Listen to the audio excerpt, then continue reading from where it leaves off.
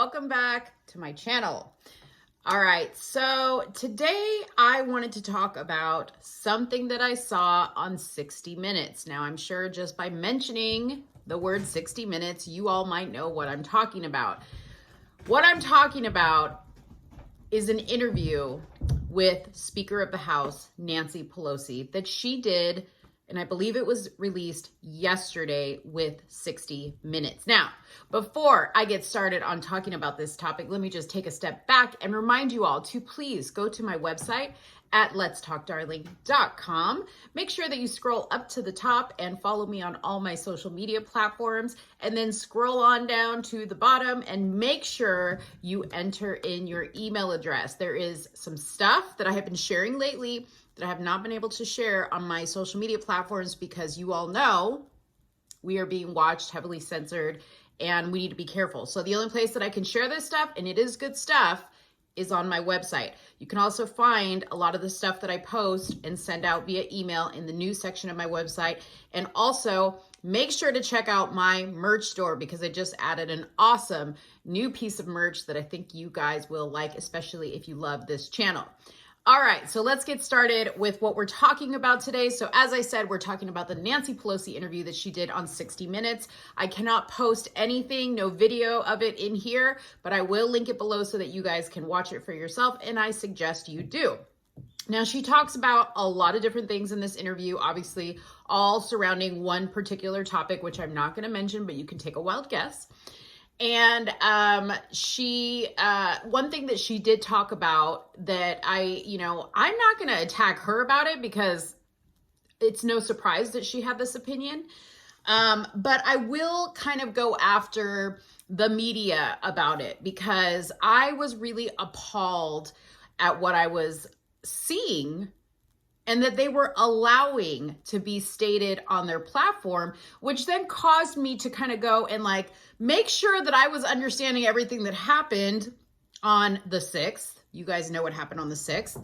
And it led me to another media source, another 3-letter network. And I saw a video, which I will post just an image of it here as I talk about it, okay? So when I get to that, I will post an image so you know what I'm talking about.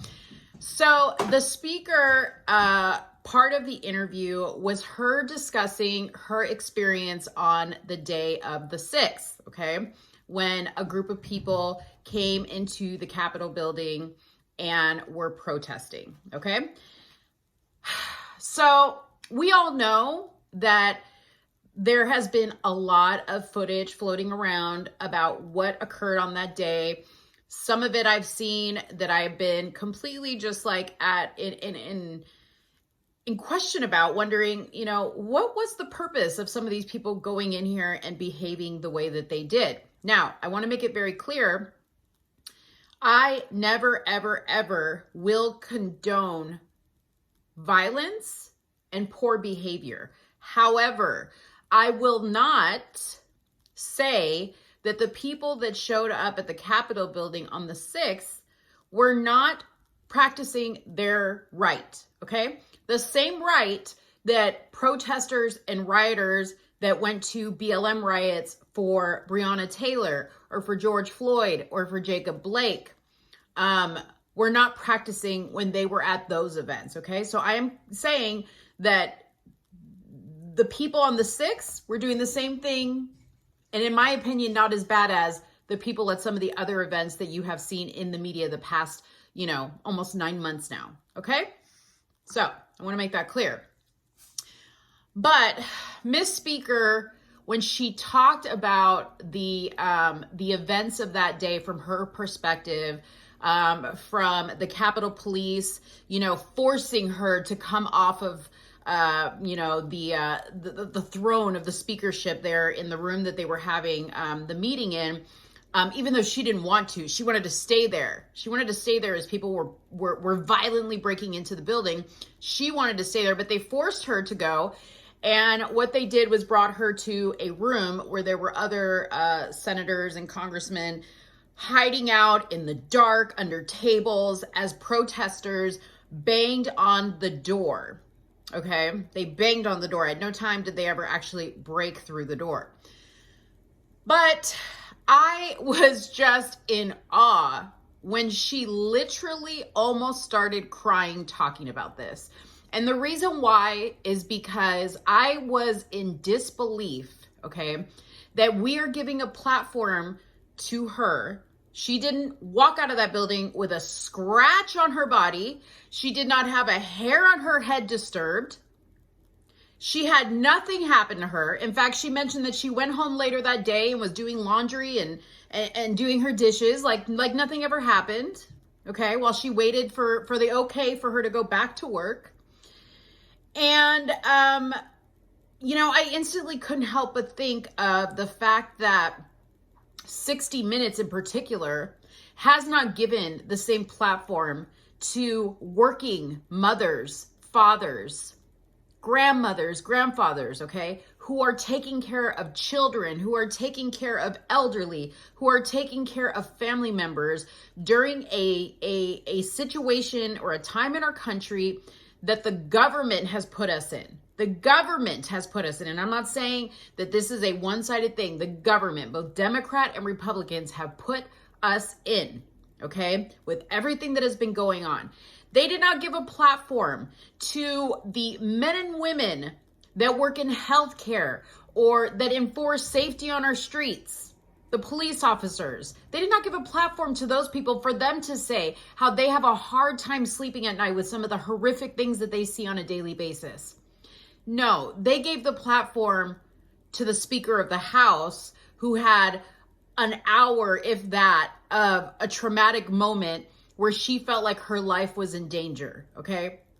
Now, I am going to say this, okay? I am not contesting the fact that I didn't see pictures of people sitting in the speaker's chair. I didn't see pictures of people breaking windows, okay? I didn't see pictures of people screaming and yelling, okay? But what I didn't see pictures of, I really didn't see pictures, aside from the broken windows, okay? I didn't see pictures of statues being torn down. I didn't see pictures of graffiti on the walls of the Capitol, okay? I didn't see pictures of offices destroyed and ripped to shambles. I didn't see that. Yes, a lady was shot, but I will tell you this, okay? I watched that video, and she had plenty of warning. She could see that there was a man with a gun, and she broke and climbed through a window. Okay, now she made that choice, and that may have been a predestined choice that God put on her because, she's meant for a bigger purpose. However you want to see that, okay? I'm not saying she deserved it. I'm just saying she chose to go there just like everybody else. She chose to climb through the window. And unfortunately, she lost her life as a result, okay?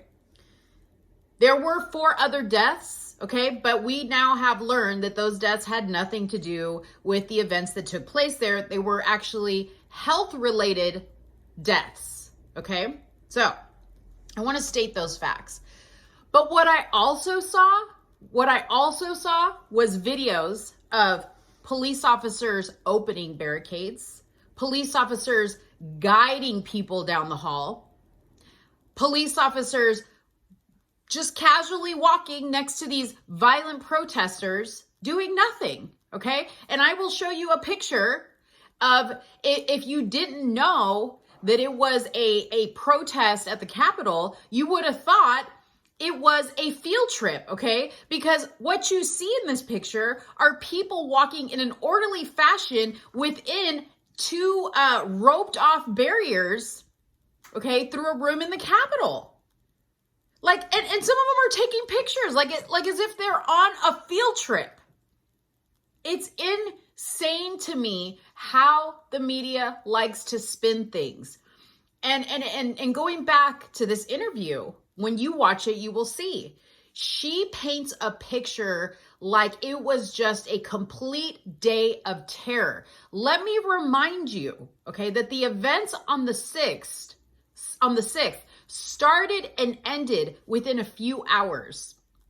All of those congressmen and senators were back in that building by 6 p.m. that night, including the vice president, continuing on with the vote for the Electoral College. I even saw video of protesters picking up whatever trash was on the ground. And we're talking, bottles of water. We're talking maybe signs, from people holding these protest signs, maybe torn, pieces of paper. They were picking up they were picking up the mess after they went in there and protested. But the media keeps portraying this as a horrific day in history, comparing it, to Nazi Germany, comparing it to Auschwitz. I've even seen, it's being completely blown out of proportion. Okay. And not once, okay, did the media give this amount of attention in the way that they're giving it attention to the riots that happened in Portland, Kenosha, Chicago. Okay. Let's not even talk about Chicago, because on a daily basis, riot or no riot, hundreds of people die in Chicago on a daily basis for no reason.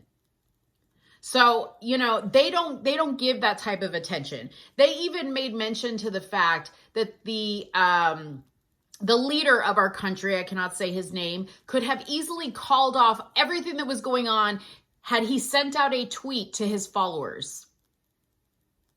Okay, let me ask you this. During all of those riots in the cities that I mentioned, at what point did any of those mayors of those cities send out a message or a tweet or get on a stage and tell the people that were in the streets rioting to stop? They didn't. In fact, they told them to keep going. They encouraged it. They called it Summer of Love. Our now future leaders that are going to be in the office got on talk shows and said it will continue. The riots will continue and they shouldn't stop. But yet nobody comes after them for that. I just want to be fair here. Okay, this video is not here to take sides or to make you want to take sides. I just want to make sure that the facts are laid out, because you know that this channel has always been about facts matter. And I need people to understand that in this situation, the facts matter. Stop letting the media tell you how to feel and what to feel. Look at the facts for yourself. Look at the videos. Look at the pictures. Listen to the speech. Okay? Another thing they want to tell you, that he incited this violence. He did not incite this violence. I will put a small clip in here of the part of the speech where he specifically said, I want a peaceful march to the Capitol. I know that everyone here will soon be marching over to the Capitol building to peacefully and patriotically make your voices heard. Today But yet they want to turn it around and say that he incited this violence. It's disgusting. It really is disgusting. I want to know what you guys think in the comments box below. The other thing I want to say to you guys with everything that is going on, please, please, please do not get too wrapped up in this stuff. I myself am getting really wrapped up in this stuff. It's very, very hard not to, but I want to encourage everybody to please make sure you take care of your mental health first and foremost. Do not get on social media, watch the news, partake in discussions with people who are committed to misunderstanding you, to people who don't know you. Don't let it eat away, because you need to keep this right, okay? Because you need to be prepared for whatever may come. You need to know where you stand. You need to be secure within yourself, and you need to know that at the end of the day, God is in control. Nobody else can tell you how to feel about anything. Trust what's in your heart. Let me know what you guys think in the comments box below. Did you see this interview? What did you think about it? Are you appalled at how they keep perpetuating a narrative that, in my opinion, is false? But let me know what you guys think. Don't forget to give this video a like. Don't forget to share this video. And don't forget to subscribe to my channel. Thank you guys so much and have a good one. Bye-bye.